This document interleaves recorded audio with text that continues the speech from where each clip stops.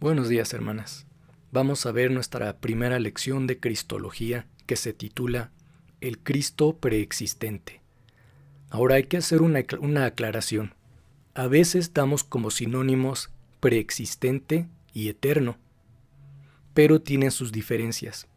Decir Cristo preexistente es referirnos a que Cristo ya existía antes de su encarnación, mientras que Cristo eterno es decir que Cristo ya existía antes de la creación, desde siempre, desde la eternidad. Es así que, por ejemplo, dice Juan capítulo 1, versículo 30, dice Juan el Bautista: Este es aquel de quien yo dije, después de mí viene un varón, el cual es antes de mí, porque era primero que yo. Aunque Juan el Bautista nació mínimo 6 meses antes de nuestro Señor Jesucristo, lo que Juan dice es que aún antes de que él naciera, Cristo ya era. Es preexistente.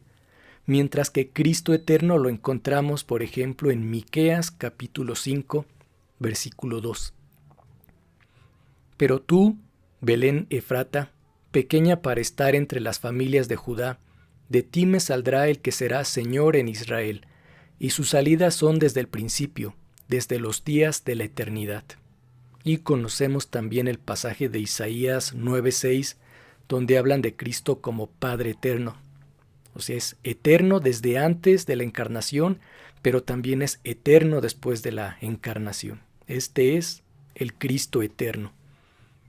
Hablar de Cristo o de la segunda persona de la Trinidad antes de la creación sería entrar en ese misterio que les dije la semana pasada. O sea, la Trinidad inmanente.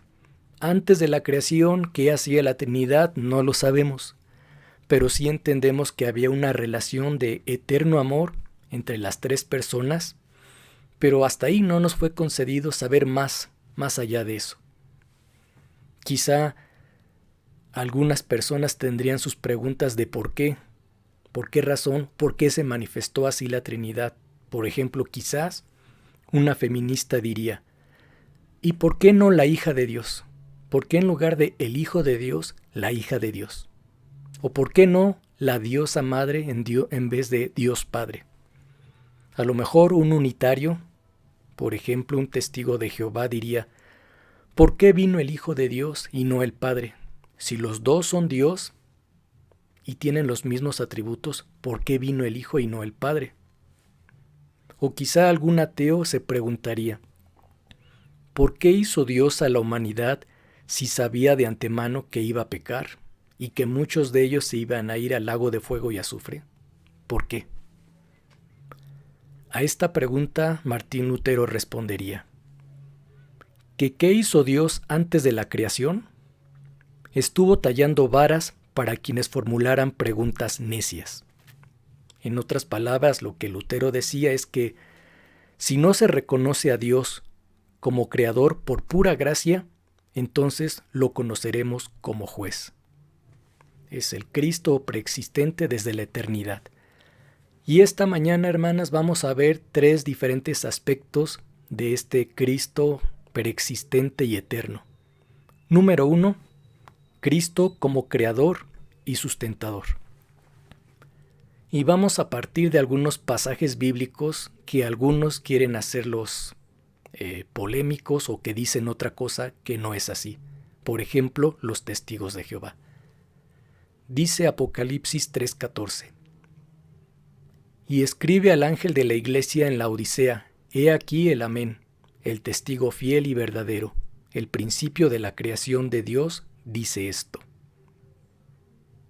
Dicen ellos: si Cristo es el principio de la creación, entonces Él debió ser la primera creación de Dios. Pero eso no nos dice la Biblia, porque la palabra principio en el griego es arjé, y arjé significa la causa, fuente o el origen de todas las cosas, de donde proviene todo. Y muchos pensadores, especialmente filósofos griegos, estuvieron razonando, pensando cuál sería este origen o arjé de todas las cosas. Así tenemos que Tales de Mileto decía que el origen o el arjé era el agua. Después vendría Anaxímandro de Mileto, y para él el apeiron es el origen de todas las cosas. Para él el apeiron era algo caótico que no es nada en concreto. Después de él, Anaxímanes de Mileto diría que el origen de todo es el aire. Después Pitágoras de Samos diría algo rarísimo, que el origen de todo son los números, e incluso esto se convirtió en una religión. Y después Genófanes de Colofón, que por fin tuvo una iluminación en su mente y él dijo, Dios es eterno.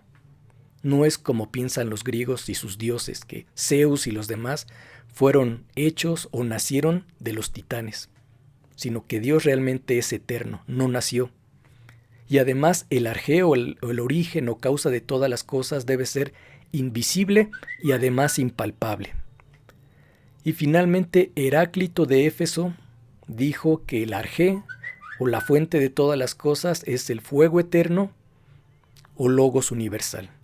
Esto lo dijo entre el 540 y el 480 a.C.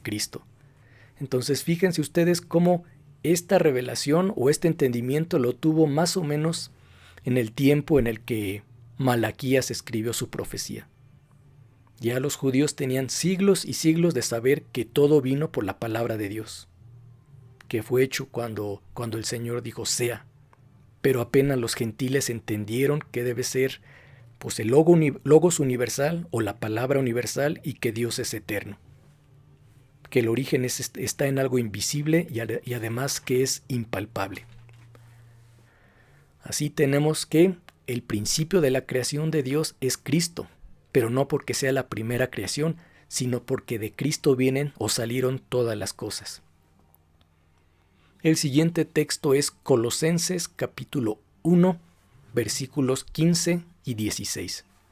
Dice la palabra de Dios. Él es la imagen del Dios invisible, el primogénito de toda creación, porque en Él fueron creadas todas las cosas, las que hay en los cielos y las que hay en la tierra, visibles e invisibles, sean tronos, sean dominios, sean principados, sean potestades, todo fue creado por medio de Él y para Él. Y Él es antes de todas las cosas, y todas las cosas en Él subsisten. Lo que nos dice aquí la palabra de Dios es que todo fue creado por Cristo, para Cristo, y que Cristo es el dueño de todas las cosas. Y es presentado como el primogénito de toda creación. Aquí de nueva cuenta un unitario o un testigo de Jehová diría que si Cristo es el primogénito de toda creación es porque Él es la primera creación. De nueva cuenta, esto no dice la palabra de Dios. Primogénito viene de la palabra griega prototokos, que habla más bien, más que un orden cronológico, habla de un orden de importancia. Es decir, que cuando el Verbo de Dios, cuando el eterno Hijo de Dios se hizo carne, llamado Jesucristo de Nazaret, en ese momento se convierte en el primogénito o en el más importante de toda creación, porque es Dios encarnado, porque es el creador de todas las cosas, porque Cristo es el que venció a la muerte cuando resucitó, porque Él es el que reconcilió todas las cosas con su Padre. Un ejemplo de este prototokos, hermanas. Recuerdan que en orden cronológico, el primogénito de Jacob fue Rubén. Pero en orden de importancia, el primogénito no fue Rubén, sino fue Josué. Es el que recibió una doble herencia con sus hijos. Entonces, de la misma manera, cuando Cristo es mencionado como el primogénito de toda creación, no es porque Él sea la primera creación, sino porque el Verbo encarnado, es el más importante de todos, porque es el dueño de todas las cosas. Y después tenemos Hebreos capítulo 1, versículo 2 al 3. En estos postreros días nos ha hablado por el Hijo, a quien constituyó heredero de todo, y por quien asimismo hizo el universo, el cual, siendo el resplandor de su gloria y la imagen misma de su sustancia, y quien sustenta todas las cosas con la palabra de su poder, habiendo efectuado la purificación de nuestros pecados por medio de sí mismo, se sentó a la diestra de la majestad en las alturas. Aquí Cristo es presentado como Creador, como aquel que se humilló para salvarnos, pero también como aquel que fue entronizado y está sentado a la diestra del Padre. Es Creador, pero también quien sustenta todas las cosas por la palabra de su poder. La segunda manifestación del Cristo eterno y preexistente será como el ángel de Jehová, ese personaje misterioso que aparece varias veces en el Antiguo Testamento. Primeramente aparece en el período de los patriarcas entre Abraham y Jacob. Después va a aparecer cuando Israel sale de Egipto rumbo a la tierra prometida, y es el ángel de Jehová el que los va a guiar hasta la tierra prometida. Y después se aparecerá varias veces en el período de los jueces, esa etapa turbulenta y peligrosa del pueblo de Israel. Pero algo bien interesante, hermanas, es que el ángel de Jehová se manifiesta como mensajero, como guía, como protector y también el que ejecuta el juicio de Dios. Ver al ángel de Jehová es lo mismo a ver el rostro de Dios, es ver a Dios mismo. Y algo que decía que es muy interesante es que entre más avanza el tiempo y comienzan a manifestarse las profecías tocante al Mesías, el ángel de Jehová empieza a menguar en cuanto a su manifestación. Digamos que es inversamente proporcional. Más profecías del Mesías, menos manifestación del ángel de Jehová, hasta que finalmente se le menciona en el Antiguo Testamento en Zacarías capítulo 3, versículos 1 al 10. Dice la palabra: Me mostró al sumo sacerdote Josué, el cual estaba delante del ángel de Jehová, y Satanás estaba a su mano derecha para acusarle. Y dijo Jehová a Satanás: Jehová te reprenda, oh Satanás. Jehová, que ha escogido a Jerusalén, te reprenda. ¿No es este un tizón arrebatado del incendio? Y Josué estaba vestido de vestiduras viles, y estaba delante del ángel. Y habló el ángel y mandó a los que estaban delante de él, diciendo: Quitadle esas vestiduras viles. Y a él le dijo: Mira que he quitado de ti tu pecado, y te he hecho vestir de ropas de gala. Después dijo: Pongan mitra limpia sobre su cabeza. Y pusieron una mitra limpia sobre su cabeza, y le vistieron las ropas, y el ángel de Jehová estaba en pie. Y el ángel de Jehová amonestó a Josué, diciendo: Así dice Jehová de los ejércitos: Si anduvieres por mis caminos, y si guardares mi ordenanza, también tú gobernarás mi casa, también guardarás mis atrios, y entre estos que aquí están te daré lugar. Escucha, pues, ahora, Josué sumo sacerdote, tú y tus amigos que se sientan delante de ti, porque son varones simbólicos. He aquí, yo traigo a mi siervo el renuevo, porque he aquí aquella piedra que puse delante de Josué, sobre esta única piedra hay 7 ojos. He aquí yo grabaré su escultura, dice Jehová de los ejércitos, y quitaré el pecado de la tierra en un día. En aquel día, dice Jehová de los ejércitos, cada uno de vosotros convidará a su compañero debajo de su vid y debajo de su higuera. Vemos al ángel de Jehová en el cielo, no en la tierra, que está intercediendo por Josué, el sumo sacerdote. Y él habla de lo que él mismo hará más adelante cuando se encarne y venga a salvar a la humanidad. Y no solo eso, sino que le está hablando a Josué, sumo sacerdote, sabiendo que Cristo cuando se encarne será Jesús, que es lo mismo a Josué, solo que Josué está en hebreo y Jesús está en griego. Y sabemos nosotros que Jesús es sumo sacerdote según el orden de Melquisedec. Esta es la última aparición del ángel de Jehová antes de la encarnación, ahora en Jesucristo de Nazaret. Y luego el tercer aspecto de el Cristo eterno y preexistente será como el revelador de Dios mismo para salvarnos. Dice Juan capítulo 1, versículo 14. Y aquel Verbo fue hecho carne, y habitó entre nosotros, y vimos su gloria, gloria como del unigénito del Padre, lleno de gracia y de verdad. La palabra que aparece aquí como unigénito en el griego es monógenes. Algunos han pensado que viene del griego geneao, que significa engendrar, pero en realidad viene del griego genos, que es género o clase, o sea, que nos está diciendo que Cristo es de la misma clase o de la misma naturaleza que Dios mismo. Entonces entendemos que solo por medio de Él, del Dios unigénito, nosotros podríamos tomar gracia sobre gracia, de su plenitud. Y luego Filipenses capítulo 2, versículos 5 al 7 dice: Haya pues en vosotros este sentir que hubo también en Cristo Jesús, el cual, siendo en forma de Dios, no estimó el ser igual a Dios como cosa a que aferrarse, sino que se despojó a sí mismo, tomando forma de siervo, hecho semejante a los hombres. Aquí tenemos otra vez al Cristo eterno, estando con su Padre, quizás incluso sentado en su trono de gloria y dispuesto a abandonar su gloria, no porque lo mandaran, sino por mutuo acuerdo con su Padre, para venir a salvarnos y revelar a la humanidad, siendo igual a Dios y en forma de Dios, o sea, con las cualidades y características totales de Dios, vino Él en un cuerpo humano para salvarnos. Aquí tenemos otra vez a Cristo dispuesto a revelar al Padre y humillarse por nosotros. Y finalmente tenemos Juan capítulo 1, versículos 1 al 3.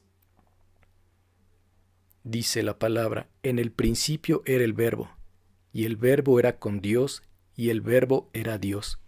Este era en el principio con Dios. Todas las cosas por Él fueron hechas, y sin Él nada de lo que ha sido hecho fue hecho. La palabra verbo aquí, o palabra, significa lo mismo, es logos, y logos se relaciona con el habla o la razón. Puede traducirse como palabra, tratado, estudio, razón, discurso u orden. Bíblicamente, logos o verbo o palabra es o expresa el poder, la sabiduría y la voluntad de Dios. Es por el verbo de Dios que Dios se va a comunicar con los seres humanos y tratar con nosotros. Entonces, el verbo encarnado es este hombre, Jesucristo de Nazaret. Es la imagen de su sustancia, la imagen del Dios invisible. O sea, el Dios invisible se hizo visible a través de Cristo. Pero el verbo de Dios no solo nos trae el mensaje de Dios, sino que Él mismo es el mensaje de Dios. El verbo es desde el principio lo que dice Juan 14:6. Yo soy el camino, la verdad y la vida. Esto es el verbo desde siempre, el camino, el verdadero y la vida, el que tiene existencia en sí mismo.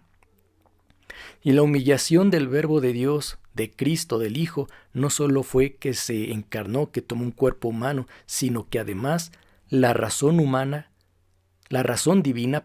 se unió a la razón humana para salir al encuentro de la razón del ser humano.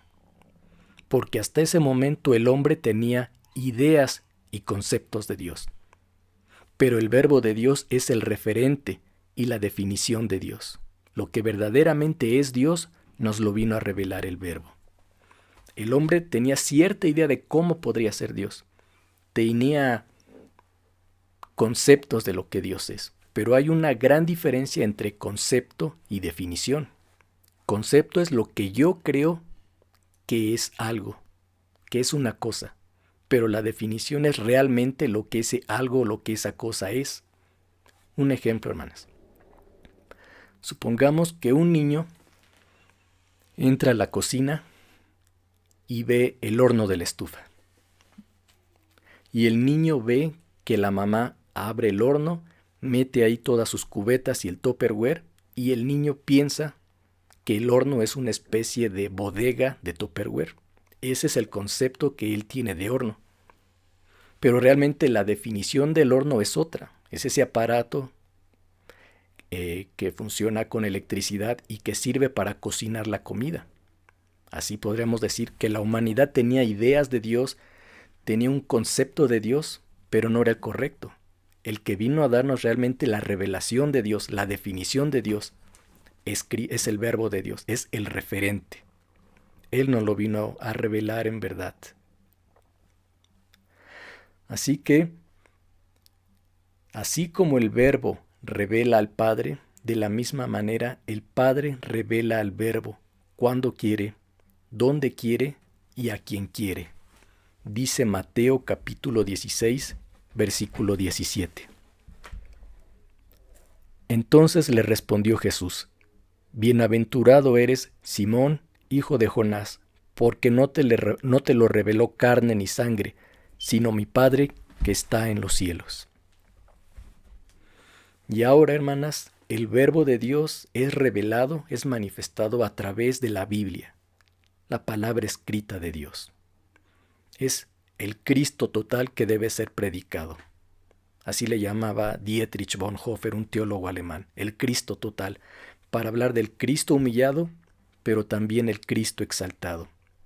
Este es el Cristo que se debe predicar.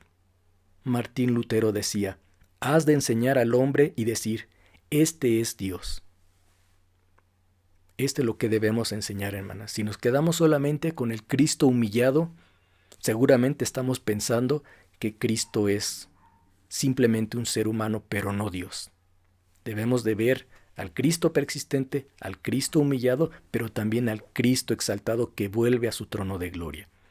Entonces, hoy, hermanas, hemos visto a este Cristo preexistente en tres facetas, como creador y sustentador de todas las cosas, revelándose como el ángel de Jehová, pero también revelando a Dios mismo, el Hijo como verbo de Dios, que abandonó su trono para mostrarnos al Padre y salvarnos.